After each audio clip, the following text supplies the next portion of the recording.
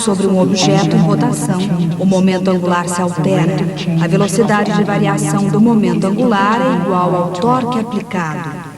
Sob a influência de um torque, um objeto em rotação precessiona. Agora já conhecemos as 3 grandes leis de conservação da mecânica. No mundo onde as mudanças parecem constantes, essas 3 coisas são exatamente hoje o que sempre foram e o que sempre serão: energia, quantidade de movimento e momento angular.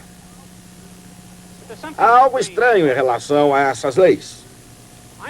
Isaac Newton nos deu a mecânica. Jamais pensou nas leis de conservação. Elas resultam da grande dádiva que ele nos ofereceu, F igual ma. Mas ele próprio jamais as deduziu. É como se tivesse deliberadamente deixado alguma coisa para os outros fazerem. Existe um outro pequeno mistério em relação a Newton e suas leis. Ele baseou sua mecânica em 3 leis, mas parece que usamos sempre apenas uma delas. Tudo que fazemos parece resultar de F igual ma. Desconfio que esses 2 mistérios estejam relacionados.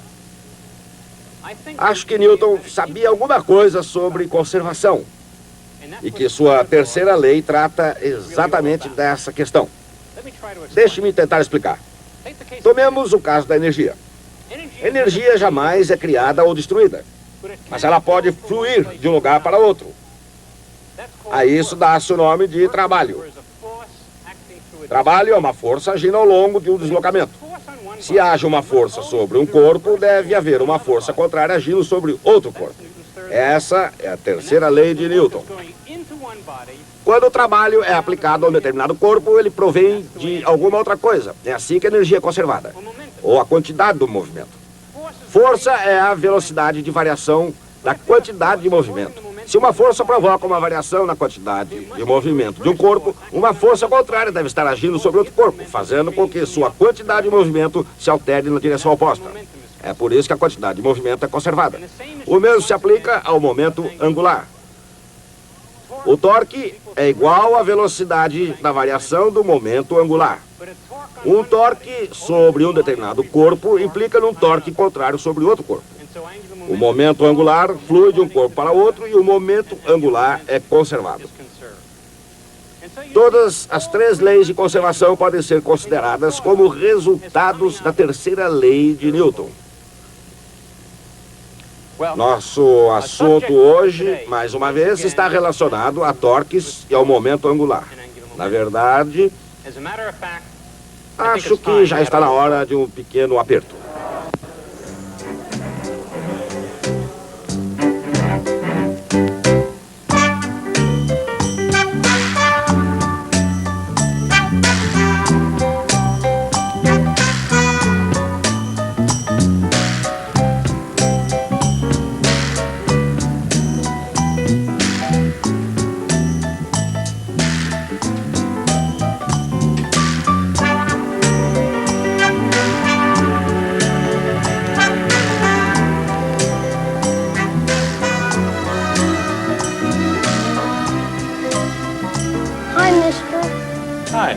I got a flat tire. You sure do. Can you fix it? Sure. Come back in about a half an hour.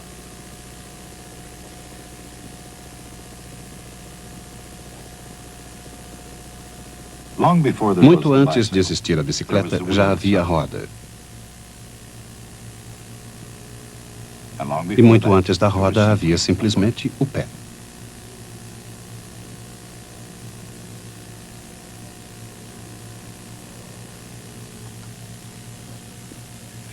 Os pés transportam seu dono sob condições normais e sem uma carga muito pesada, a uma velocidade de 5 km por hora. Os pés são operados pela energia do homem, da mulher ou da criança. O avanço da cultura pode ser avaliado pela rapidez com que foram sendo melhorados os sistemas de transporte. Antes que os pés produzissem a caminhada, os homens contavam com as bestas de carga. Bestas e cargas diferiam bastante nas diferentes culturas. Mas a partir da antiguidade, muito embora os que estavam por cima fossem muitas vezes uns animais, o homem descobriu uma maneira de fazer avançar continuamente a cultura. Ele conseguia economizar cada vez mais tempo em suas viagens e reduzir o desgaste das suas sandálias e sapatos. Mas não importa como, nem até onde, o destino do homem está ligado a viagens. Tudo começou com a roda. Cerca de 4.000 anos antes de Cristo. Os sumérios da Mesopotâmia foram provavelmente os inventores da roda. A primeira roda pode ter sido uma fatia de um tronco ou pedaços de madeira amarrados em círculo. Mas uma coisa não mudou na roda. Ela foi feita para girar. Não há nada de especial numa roda a não ser o fato de girar. Se você esquecer de segurar, ela cai. A força da gravidade atrai a roda para baixo. Em outras palavras, se a roda não girar, ela não poderá fazer outra coisa a não ser descer. Uma roda girando é outra coisa.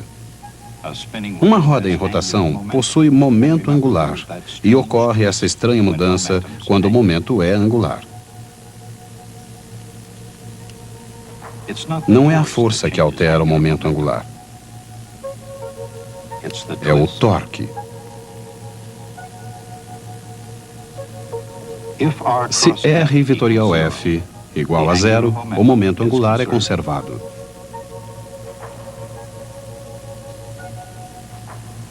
Naturalmente, nem todas as forças se comportam dessa maneira.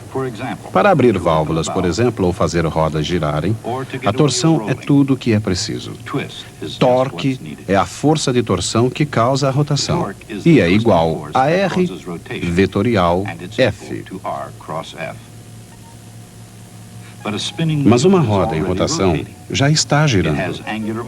Ela já tem um momento angular, mas de maneira diferente. De fato, agora, a gravidade pode nos pregar uma estranha peça. Sua força se dirige para baixo, mas o torque é lateral.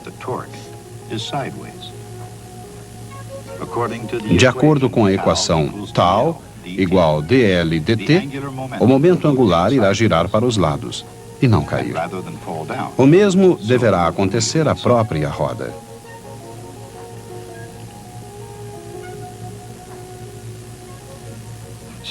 Assim, de uma maneira indireta, é fácil ilustrar o fato de que uma roda em rotação não cai. Mas além desse exemplo da vida, copiado do desenho animado, o que acontece de fato aqui? O que impede a roda de cair? Quando a gravidade faz uma roda não em rotação tombar, os raios empurram a parte de cima da roda para fora e não para baixo, criando uma componente de velocidade em direção para fora. A mesma coisa acontece na parte de baixo, só que para dentro e não para fora. A mesma coisa acontece quando a roda gira. Agora, no entanto, quando a velocidade exterior aumenta, isso ocorre no lado da roda, para fora de um lado e para dentro do outro.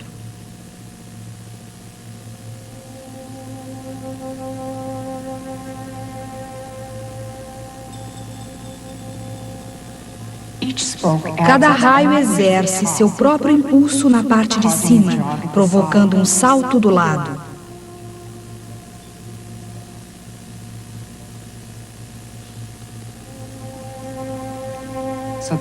Assim, o resultado final não é um movimento descendente, mas lateral.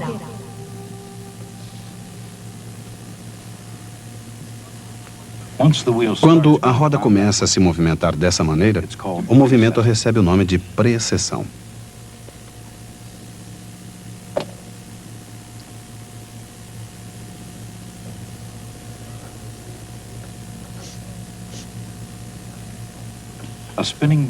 Uma roda de bicicleta e um peão têm muito em comum. O peão parado não balança sobre sua base. Por outro lado, um peão rodando não tomba.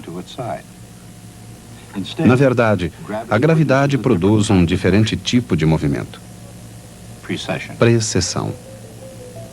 Girando ou não, o peão age como se toda sua massa estivesse concentrada em seu centro, um ponto chamado centro de massa.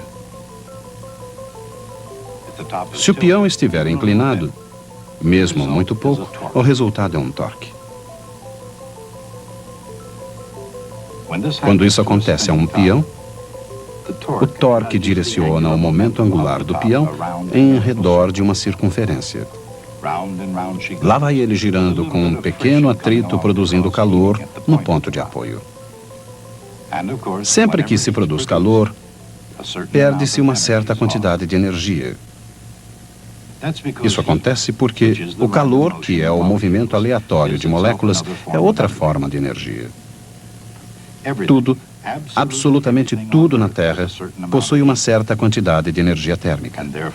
E não importa onde resida essa energia, seja dentro de um fogo crepitante ou de uma massa de gelo, ou a energia potencial de um giroscópio que parece resistir à gravidade, toda energia, não importa a sua forma, é sempre conservada. Essa é a lei da conservação da energia. É uma lei básica da física e tão universal que pode ser observada na precessão de um brinquedo. Aqui também se produz calor. Alguma energia é produzida quando se abaixa o centro da massa do brinquedo, que desce enquanto a precessão do objeto aumenta. Mas, apesar da perda de energia, a rotação prossegue com uma estabilidade notável. Ela vai rodando e continua rodando até que alguma coisa interrompa a precessão.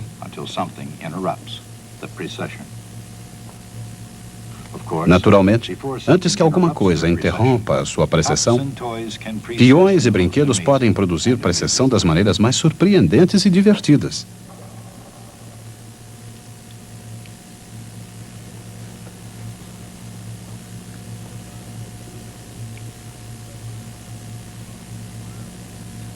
Mas um giroscópio de brinquedo, talvez como a própria criança, pode crescer e tornar-se um maduro instrumento de ciência e tecnologia. Embora seja divertido observar esse giroscópio, não se trata de brinquedo. Não foi feito para brincadeiras. Aliás, foi feito para não sofrer precessão. Se um giroscópio for equilibrado sobre o seu próprio centro de massa, a força da gravidade impedirá sua precessão. Mesmo que seus suportes girem em todas as direções, o eixo permanece estável, mantendo o giroscópio apontado na mesma direção. O objetivo foi construir um giroscópio que praticamente não sofra precessão. E mesmo numa loja de brinquedos, a ideia de um giroscópio sofisticado pode ter sérias implicações.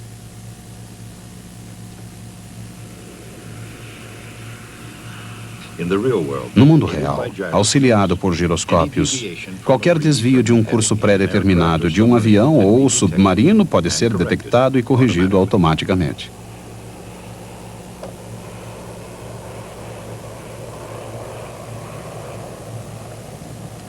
Antigamente, se um avião se arriscasse por uma rota polar, tinha poucas chances até mesmo de pousar no continente certo. Nas proximidades do polo, bússolas são inúteis. Hoje, orientados por giroscópios, os aviões fazem voos rotineiros sobre os polos. O valor do giroscópio não se limita aos polos, nem mesmo à atmosfera terrestre. No espaço, onde o tempo e o combustível preciosos dos foguetes devem ser usados com sabedoria, os giroscópios são, mais do que nunca, elementos vitais de navegação. Na água da terra, acima das nuvens ou no espaço, o valor de um giroscópio depende de sua capacidade de girar numa direção fixa sem precessão. Os projetistas de giroscópio reduzem a precessão, eliminando torques e melhorando o seu projeto.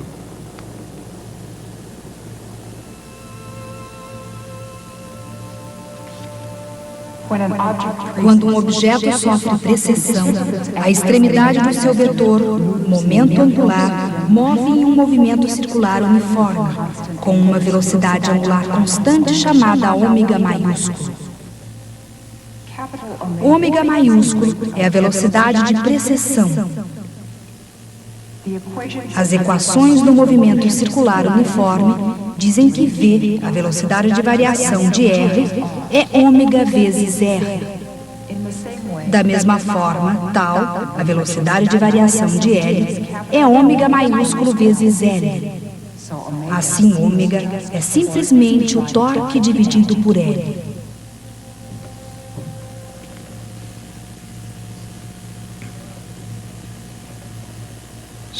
Como um bom giroscópio quase não apresenta precessão, a roda de bicicleta não seria um bom instrumento para a navegação. Ela apresenta muita precessão. Por quê? Torque é R vetorial F. Como eles são perpendiculares no caso da roda de bicicleta, a magnitude é R vezes F. A força provém da gravidade. O momento angular é M vezes R vetorial V. Toda a massa está no aro. Assim, a magnitude de L é M vezes o raio da roda vezes a velocidade do aro.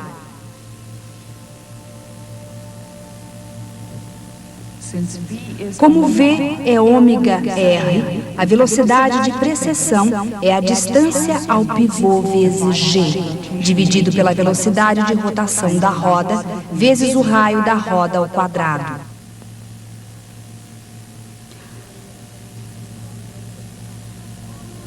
O giroscópio apresentará menor precessão se estiver girando rapidamente, se a roda for grande e estiver cuidadosamente equilibrada.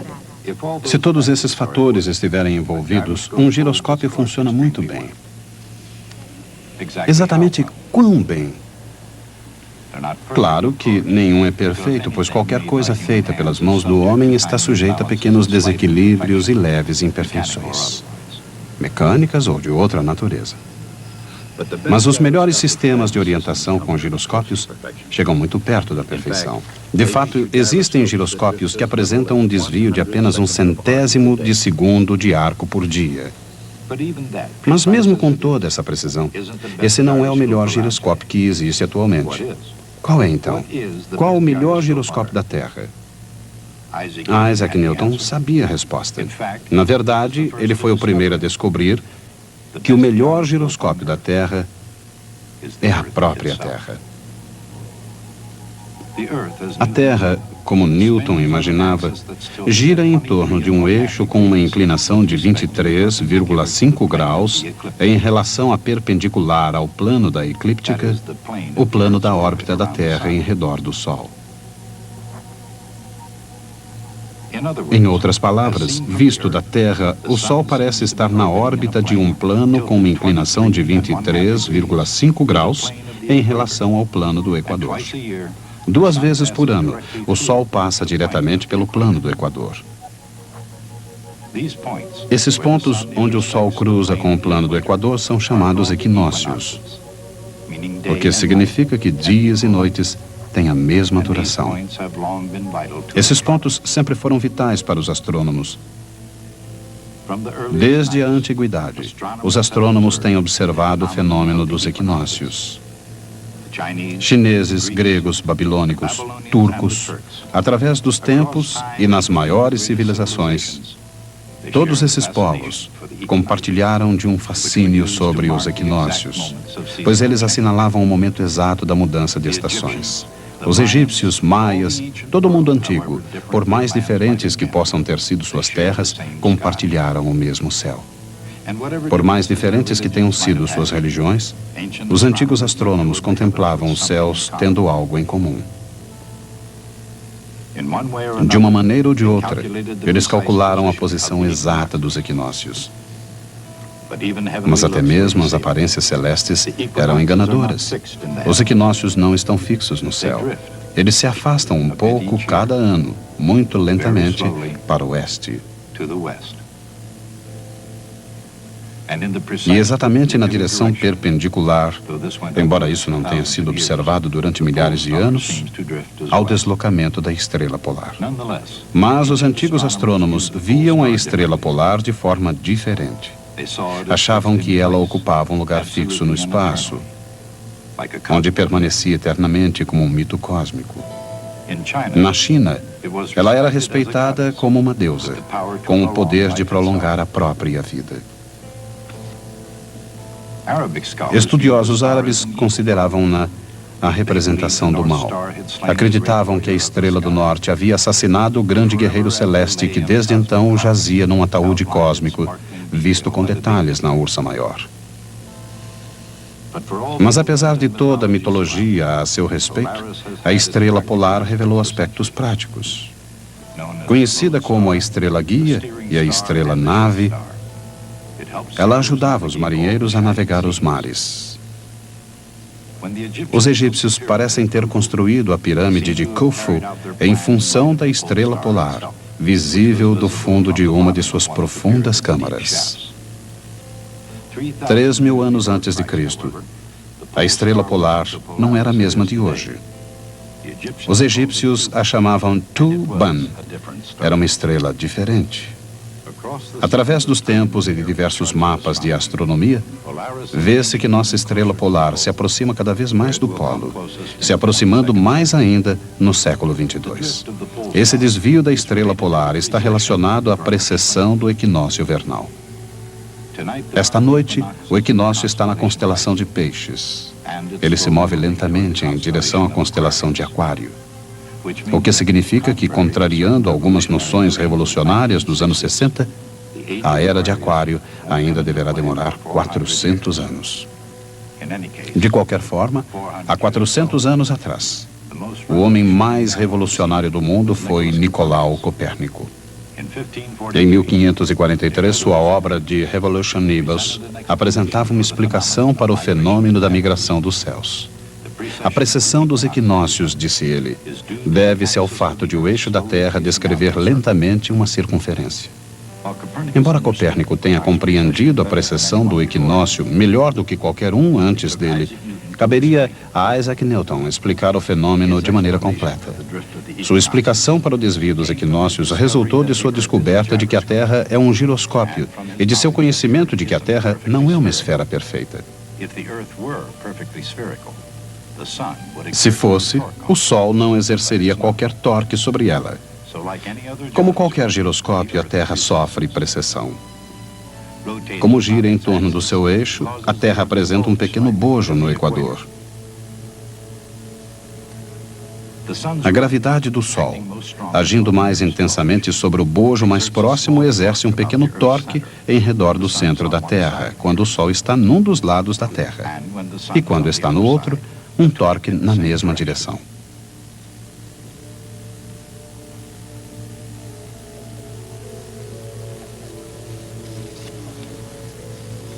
O torque é muito pequeno, mas o suficiente para provocar uma precessão muito lenta no eixo de rotação da Terra. Muito lenta, realmente. Uma volta completa demora cerca de 26.000 anos.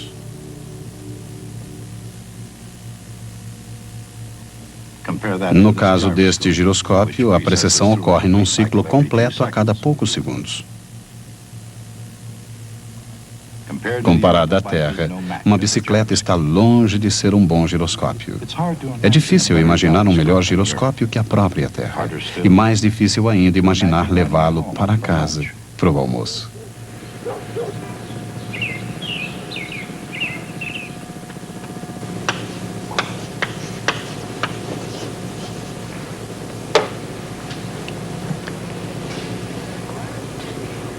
O giroscópio é um instrumento estranho e divertido. Mas o que sempre me deixou mais intrigado foi o fato de Newton compreender e ser capaz de explicar a precessão dos equinócios. Qualquer um que tivesse feito apenas isso seria lembrado ainda hoje. Mas no caso de Newton, essa descoberta se perdeu em meio a todos os seus outros feitos. Newton tinha um amigo mais jovem, chamado Edmund Halley. Um dia, em 1684, ele disse a Halley que havia descoberto que uma lei da gravidade, baseada no inverso de r ao quadrado, produziria as órbitas dos planetas e na forma de seções cônicas. É difícil imaginar a reação de Halley a essa revelação. Ser amigo de Newton não devia ser algo muito relaxante, na melhor das hipóteses. Mas Newton lhe dissera que havia descoberto o segredo do universo. Halley insistiu para que Newton publicasse sua descoberta. E Newton finalmente concordou. Ele estava certo. Newton havia descoberto o segredo do universo. Falaremos sobre isso na próxima vez. Precessão é o resultado de um torque aplicado a um objeto em rotação. A velocidade de precessão é determinada pelo momento angular do objeto e pelo torque. A própria Terra é um giroscópio, sofrendo uma precessão produzida pelo torque aplicado pelo Sol e pela Lua.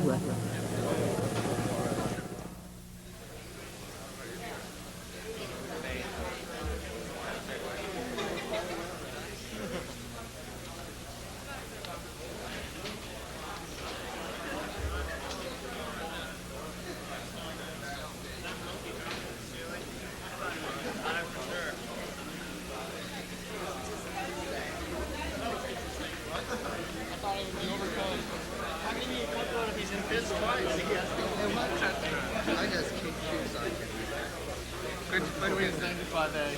Oh, God.